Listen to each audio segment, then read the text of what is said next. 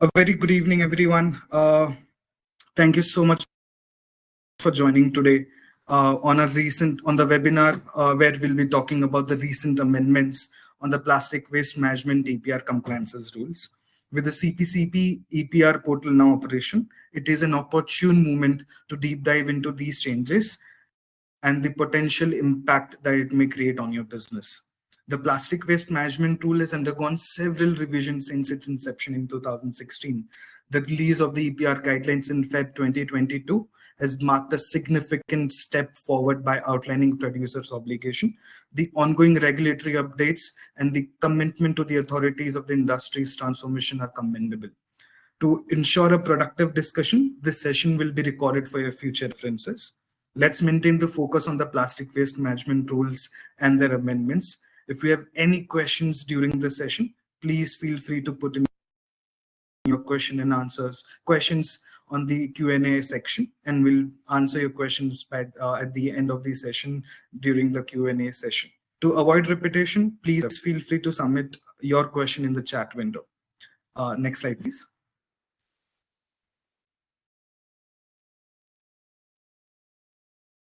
Recircle is a resource recovery enterprise dedicated to help business combat plastic pollution and achieve their sustainable development goals. We offer a range of service including plastic credits for both volunteer and regulated market, integration of recycled plastic into your supply chain, organize zero waste events, develop zero waste corporate initiatives, deface of the expired products, and special circularity projects. Next slide, please.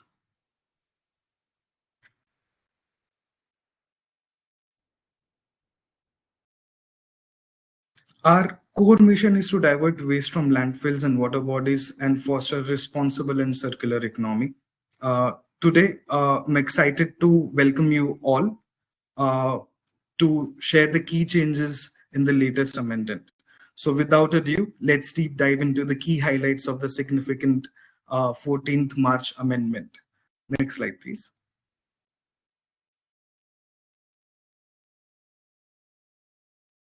So the timeline for the plastic waste management rules has been significant, as I mentioned earlier, from 2016 when the rules officially got announced till today. If I move forward with the 8th amendment, where producers, the definitions have been revised, there have been significant more clarities that we have received, which will now cover in the next slide. We move on to the next slide, please.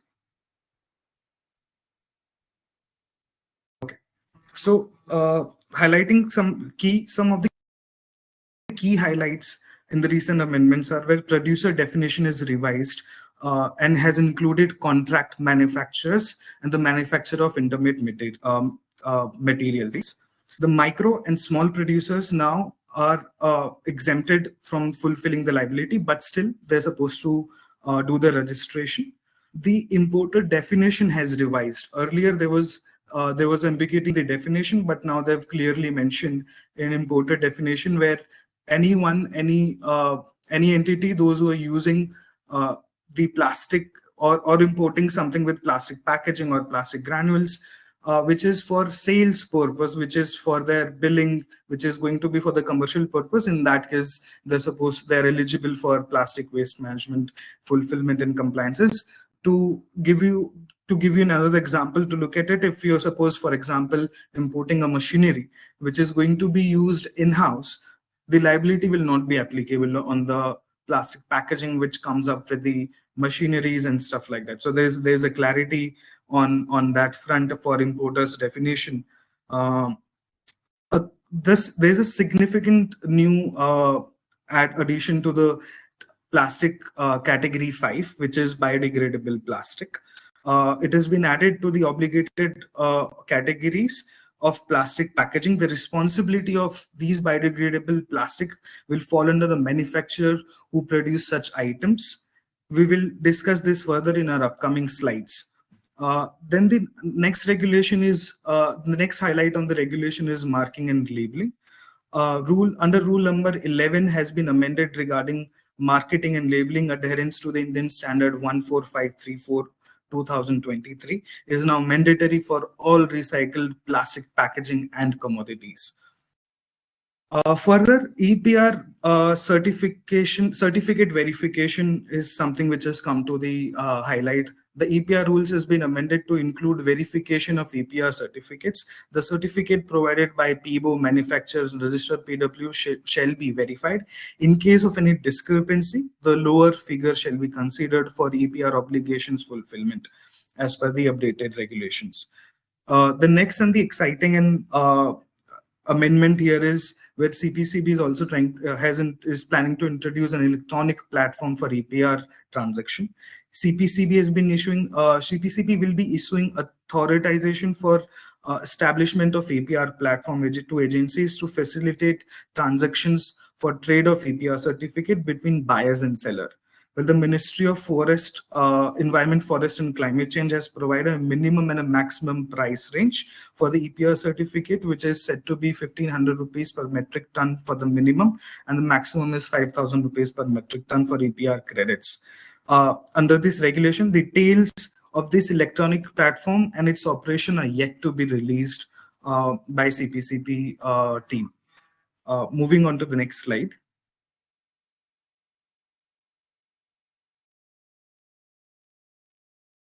So let's understand the overview of the plastic waste management regulations. This slide highlights the revised overview of plastic waste management regulations. As you can see, there are two new categories for obligated entities. First, the manufacturer and importer of raw plastic material. This includes companies that manufacture or import plastic raw material like granules and resins. The second one is manufacturer of biodegradable plastic items. This is separate obligated category under this regulation. As mentioned earlier, the micro and small producers exempted, but the obligation is transferred to the manufacturers. There another included category is seller. However, the registration requirements and details are yet to be clarified by the authorities. Now, talking about the category 5, which is biodegradable plastic, the new plastic category, which is the biodegradable plastic has been introduced previously in the rules where only applicable to plastic packaging. With this amendment, item made from compostable and biodegradable plastic has also fallen under the regulations. It now encompasses both plastic packaging and item made from these materials. The EPR target mechanism largely remains the same and unchanged. The calculation methodology and target scope remains the same. However, for clarity for the larger audience, the calculated is based on the last 2 years average from the plastic package consumption, including both pre-consumer and post-consumer waste to fulfill the targets. EPR credits from the EPR credits from registered plastic waste processor obtained through CPCB portal are still required to be compliant. Moving on to the next slide.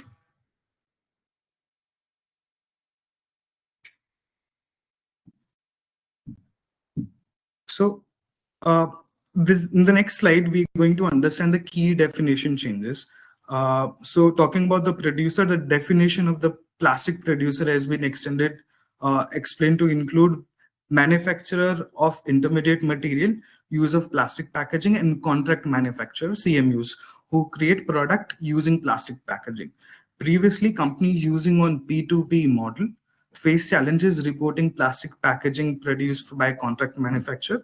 Now, this amendment clarifies CMUs must register as producer and report their procurement and sales to the representative brand owner and their producer. Brand owner will only be obligated for plastic packaging weight they receive, and the CMU will transfer the weight and to the brand owner's record during the sales. This is a major that streamlines reporting to P2P model businesses. The second key definition, as I also mentioned in the key highlights, is importers. The definition of the importer clarifies for commercial use. An importer is obligated if the importer for commercial use are any plastic packaging, any commodity with plastic packaging, carry bags, plastic sheets, or any other related material.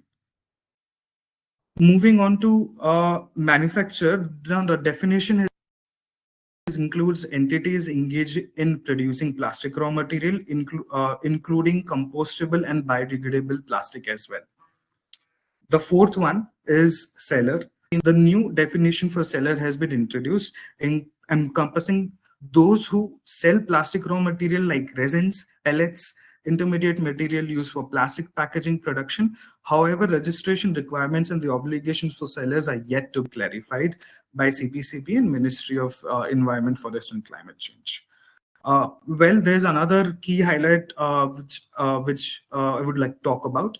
If there is any delay in approval from State Pollution Control Board for any registration beyond 30 days, the application filing the approval authority will be transferred to CPCB, easing the registration and compliance process. So moving on to the next slide.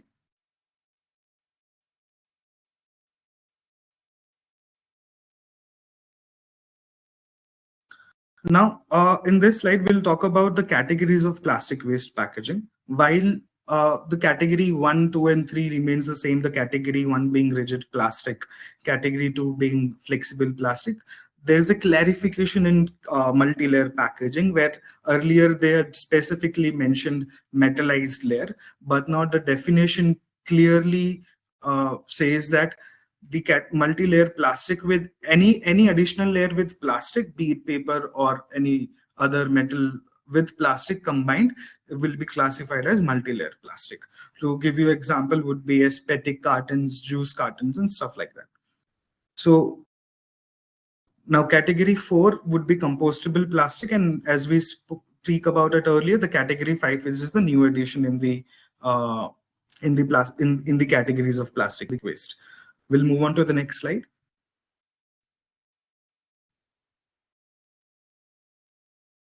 Now, let's understand the marking, labeling, and thickness updates in the amendment. So the biodegradable and compostable plastic, the specific color and marking requirement for biodegradable and compostable plastic has been defined. These marking will include, for compostable plastic, EPR registration number, specific CPCB registration number for compostable plastic.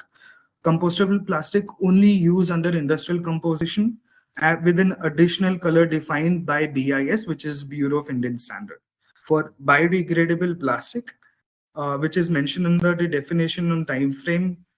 So basically, the producer and the manufacturer will also have to mention that in how many number of days the plastic will be degraded, and under what kind of environmental conditions will it undergo degradation. For recycled plastic, labeling requirements have been introduced by for recycled plastic. I'll run you through one by one.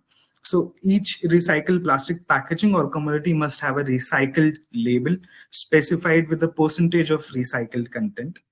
Claims regarding recycled plastic content must be adhered to the Indian Standard 14534 2023, Plastic Recovery and Recycling Plastic Waste. This standard outlines the entire process of plastic collection, recovery, and recycling. For verification, and the claims of recycled content must follow the specific Indian standard, ISO standards, and European norms. Recycled plastic packaging and commodity must be displayed the mandatory for polymer code as per the polymer code. Moving on to the next slide.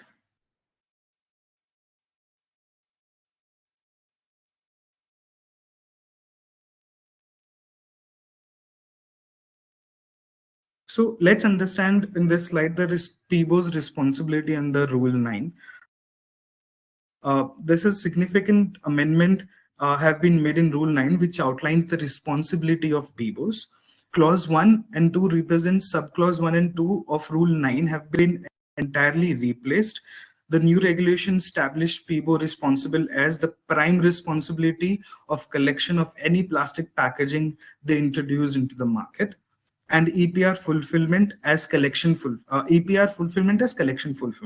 The PIBOs can fulfill their collection responsibility under subclause 1 by completing their obligations through portal using EPR credits as per Schedule 2 through any registered recyclers and agencies. Moving on to next slides.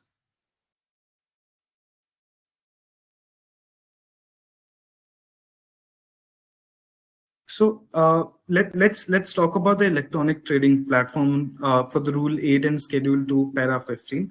The key amendment involves the establishment of electronic trade platform under Rule 8 and Schedule 2, Para 15. This platform will function as a marketplace overseen by CPCB authority.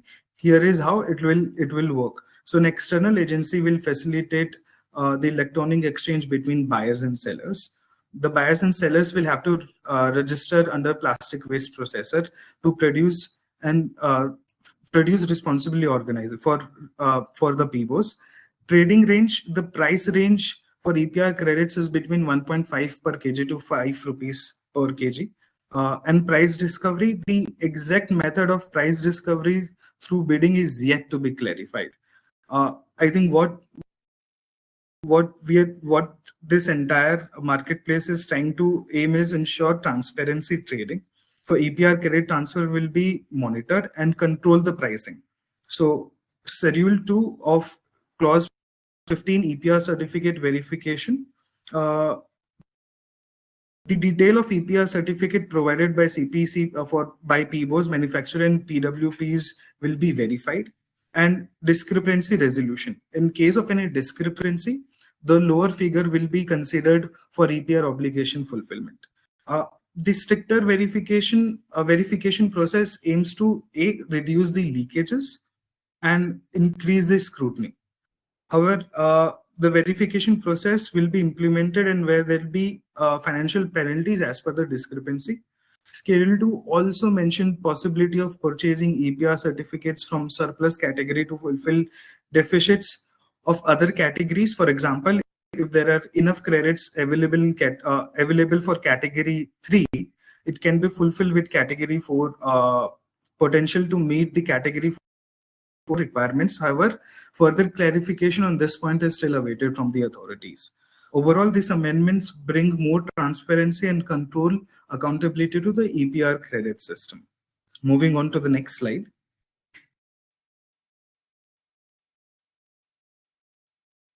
Now let's understand the responsibility of manufacturer, importer, and plastic raw materials. So the recent amendments significantly impact manufacturers and importers of plastic raw material. These companies, such as all the large players like Reliance, Haldia, Petrochem, are now obligated to enter to obligated entities under the regulations. They must register, fulfill EPR obligations, and also report sales and purchase data as per the Schedule 2 and rules and regulations and guidelines of EPR plastic waste management. The MSME exempted from obligation shift. The amendment clarifies a key point regarding MSME. MSME exemption, micro and small producer remain exempted from the EPR obligation, but they still need to be registered. If the MSME sells raw material to a plastic packaging or a brand owner or a registered producer, which is a non-MSME, the obligation may shift to the obligated for material sold to registered PIBOs through MSME producer and will be shifted to the manufacturer. This clarifies the aims to prevent companies from exploiting the MSME exemption by shifting their obligations. The additional responsibility of the manufacturers, our quarterly reporting, where manufacturer needs to validate their quarterly sales invoices. While the EPR target for MSME lie with the manufacturer, MSME will still have to be a minimum obligated for using recycled content, which is PCR, as per the level applicable to PIBOs. Manufacturer cannot sell raw materials to unregistered producer or entities involved in manufacture banned single-use plastic. Manufacturer must also include a clause in their sales contract stating that the raw material will not be used to produce prohibited or non-compliant plastic material. The sales invoice for manufacturer and producer must include the producer's EPR registration number. So similarly, compliance required requirements for applicable to companies importing plastic raw material. These amendments bring the entire plastic value chain from the raw material production to packaging waste management under the purview of regulation. This ensures greater control and accountability through the process. We'll move on to the next slide.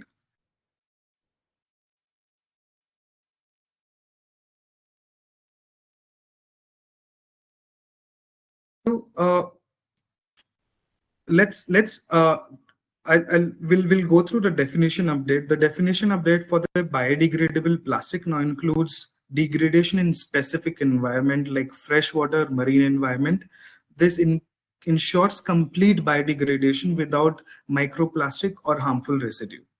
The biodegradable plastic are not only allowed for such specific banned items under this Schedule 2B list, such as plates, cups, cutlery, straws, item under Schedule 2A like ice cream sticks, not permitted for biodegradable plastic use.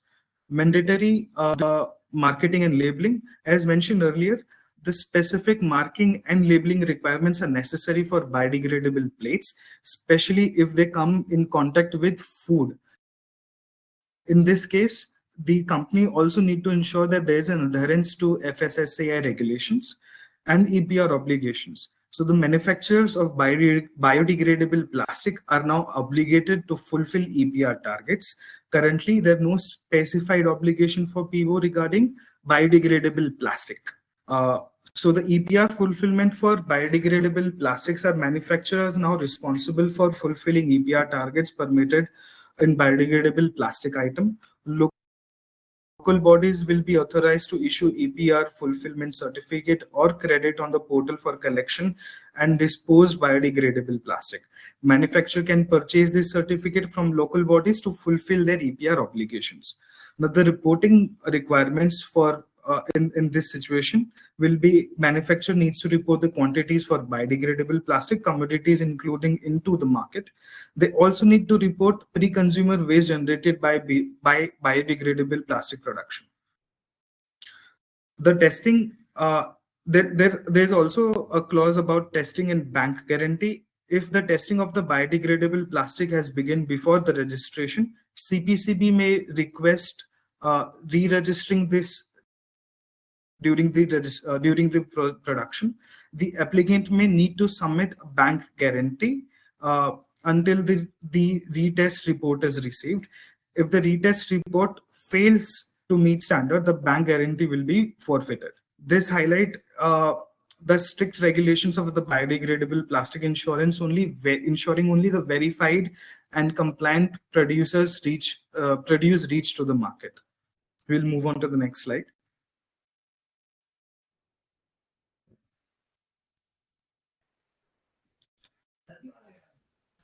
So let's understand the responsibility of local bodies and Gram Panchayat. The amendment introduced significant reporting requirement for local bodies and Gram Panchayat. For example, annual reporting to CPCB. Local bodies must submit an annual report to CPCB by June 30th of each year.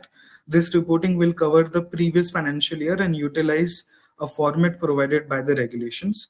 The reporting content will be plastic waste generated in their jurisdiction, existing collection infrastructure, projects and future plastic waste generation and collection, bylaw implementation strategies, and action taken by enforcement ban to provide single-use plastic. The expanded reporting requires to ensure greater transparency and accountability from the local bodies in manufacturing plastic waste. We'll move on to the next slide.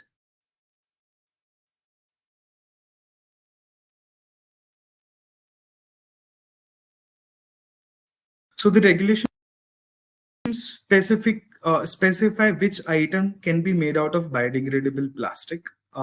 So as per Schedule 2A plastic sticks, earbud sticks, balloon sticks, candy sticks, ice cream sticks, and straws. As per Schedule 2B, cutlery items, plates, cups, glass, forks, spoons, knives, etc. and trays. As per for the packaging and wrapping films, a sweet box, invitation card for and other items would be PVC bands under 100 micron and polystyrene for decoration. Move on to the next slide.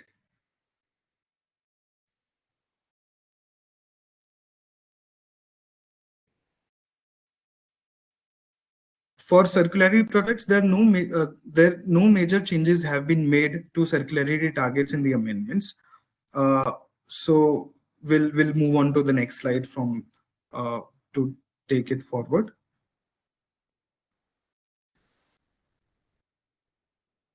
The amendment expands the scope of filing and reporting requirements for the EPR ecosystem. The existing PIBO and PWP's processor have already established a reporting form guidelines and timelines.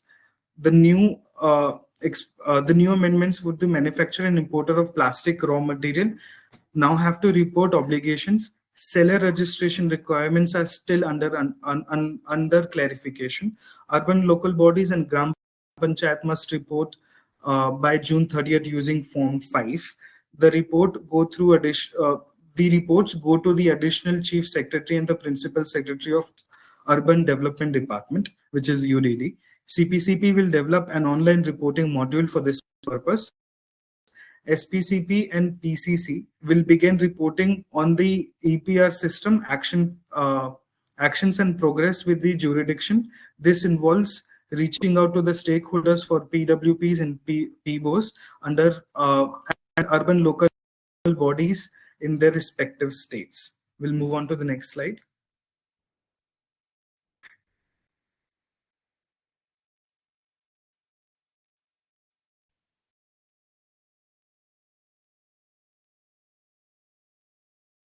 The environmental compensation, we also had covered this. We have a detailed video where we spoke largely about the environmental compensations in detail in one of our previous webinar. We'll quickly run through some of the important and key environmental compensation. So for non-registration, there could be unit closure. EC can be levied at 2,500 per ton for plastic raw material manufactured from the date of inception to the unit date of notification. For non-fulfillment of EPR target, EC can be levied at 5,000 rupees per ton and 10,000 rupees per ton for the second time and 20,000 rupees per ton for the third time. Moving on to the next slide.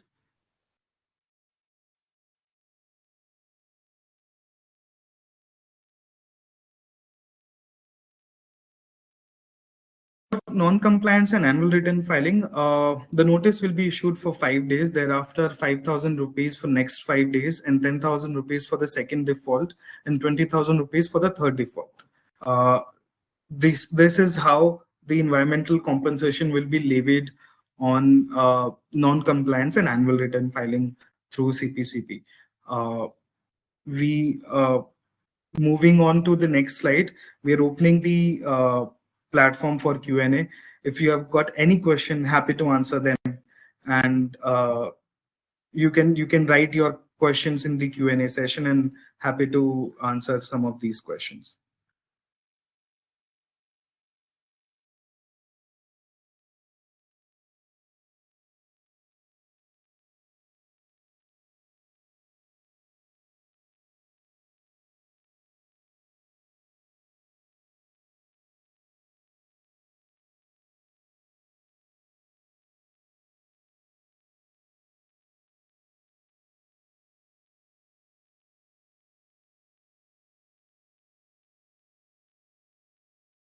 Okay, so we have got a question.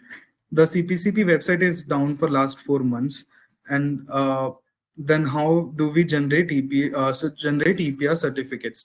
Well, that's correct. The EPR portal was down for last 2.5, 3 months, and now that the portal is now live, the plastic waste processor now have started generating the certificates. If you, I'll be happy to connect with you offline and help you with your requirements if there are any.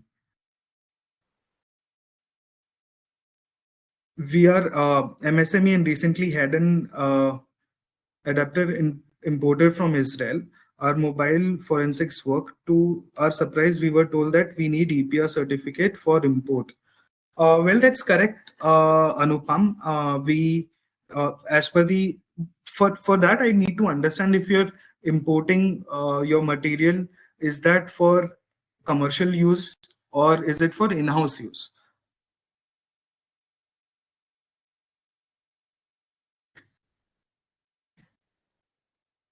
For in-house use, in that case, you need not fulfill your liabilities, but you need to have a registration in place. Happy to get on a call with you after the webinar and assist you with your import with the importer registration.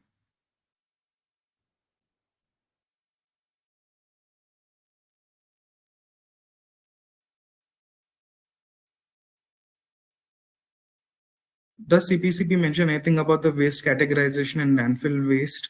And if only plastic content will be considered under plastic waste management rules?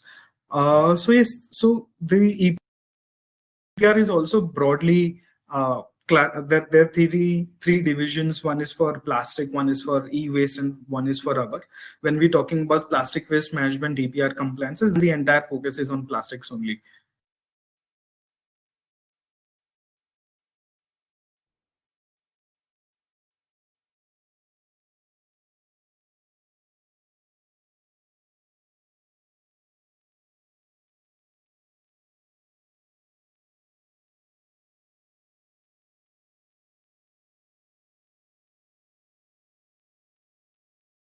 Will definitely, I'll get in touch with you and help you with your EPR registrations.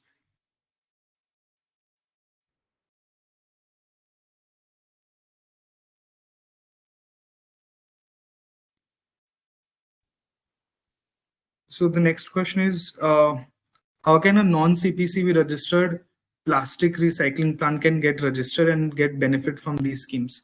So essentially, the you as per the rules now, the obligated entities which are PIBOs and PWPs, they're by default supposed to get registered. The only exception here is for brand owners. When not for small and micro size brand owners, they are exempted. But even for producers, if for micro and small, they're supposed to register. They might not fulfill their obligations, but registration is mandatory, and same goes with the case of recyclers as well, because until unless you don't register yourself as a recycler on the portal, you won't be able to generate the credits.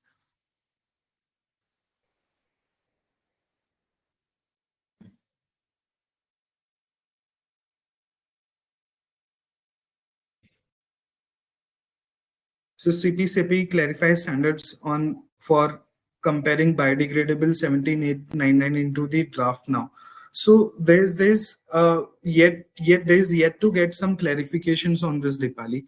I'll I can get in touch with you after the webinar and throw in some more light and talk to you about this in detail.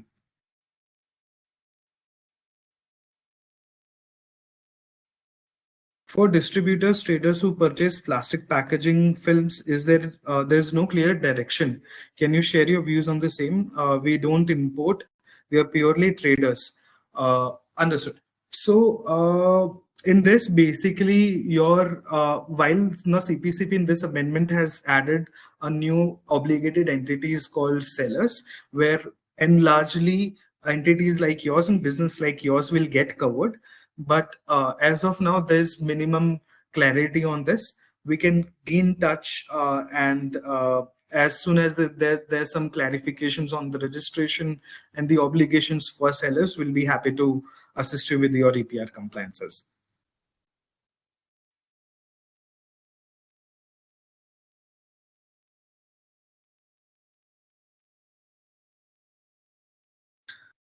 If plastic product is declared under EPR liability, then it is required to declare in in plastic waste management as well. Yes. To Dheeraj, to answer your question, yes. You will have to declare it under your liability.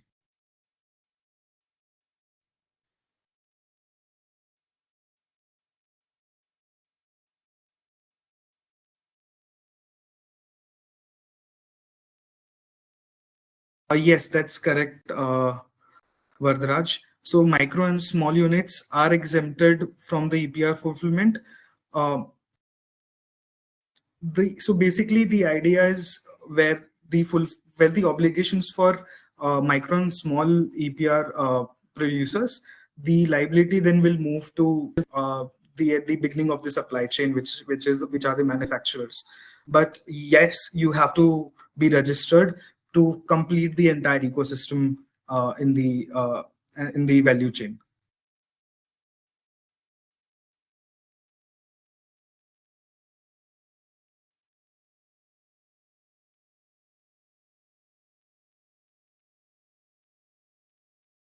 So Dheeraj, essentially, when you say there'll be overlapping of, there'll be a clear format that I can help you with.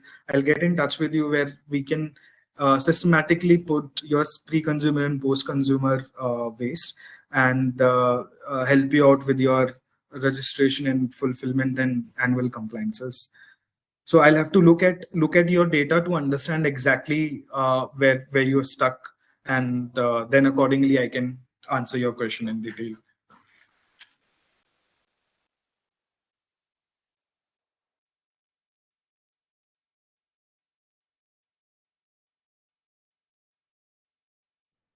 So way forward, what would be the role of the WMAs? Well, WMAs will be are going to be an integral part of the ecosystem to facilitate the entire compliances. Essentially, this is, in fact, I'll be happy to connect with you offline to discuss how what are the rules for WMA is going to be, because while I understand the recyclers credits are going to be generated at the recyclers end, but to facilitate the entire ecosystem and help brands, WMA is still going to play a key role.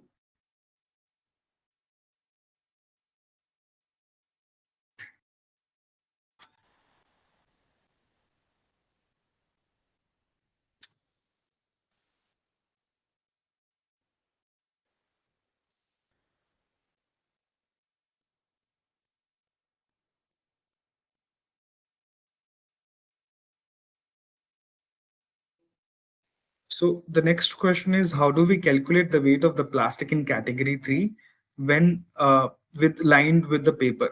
So essentially you have to consider the entire packaging now, because it is a multi-layer plastic. You won't be able to essentially segregate both the layers and take out the weight of the plastic, but you'll have to consider weight of the entire packaging. So, for example, if it's, let's say it's a packet of a dry fruit, uh, where the inner layer is plastic and the outer layer is paper, you'll have to consider the entire weight and just not the one layer of plastic.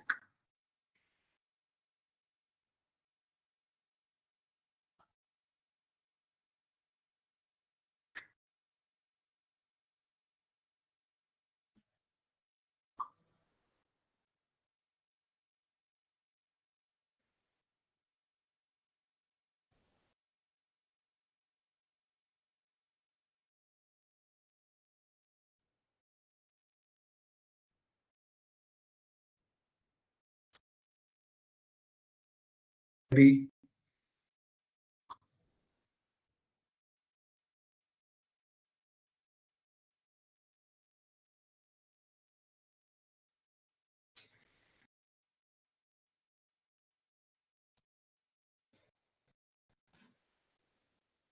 would there be any more questions? Happy to answer them.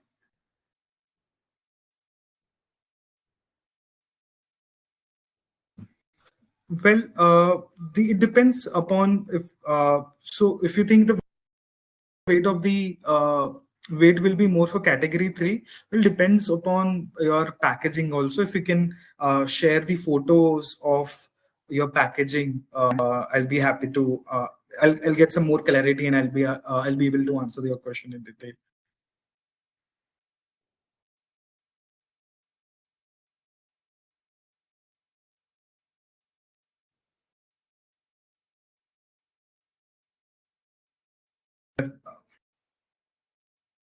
If there are any more questions, happy to answer them.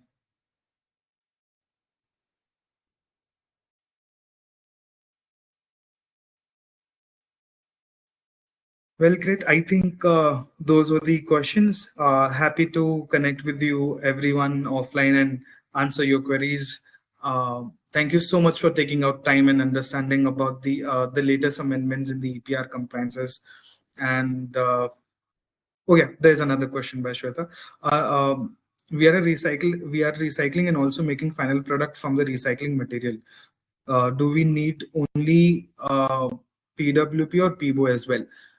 So ideally, in this situation, you would require both more than one registration because you're also producing something out of it. But if you can share in some details of what are you producing, maybe I'll be able to tell you more about it.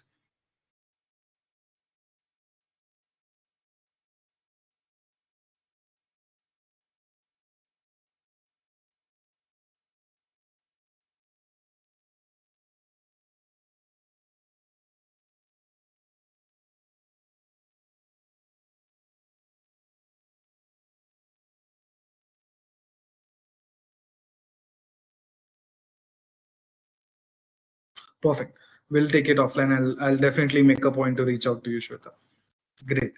Uh, well, uh, on this note, I'll thank everyone to you for taking out time to join us, and wish you all the very best for the new financial year, and looking forward to keep in touch. Thank you.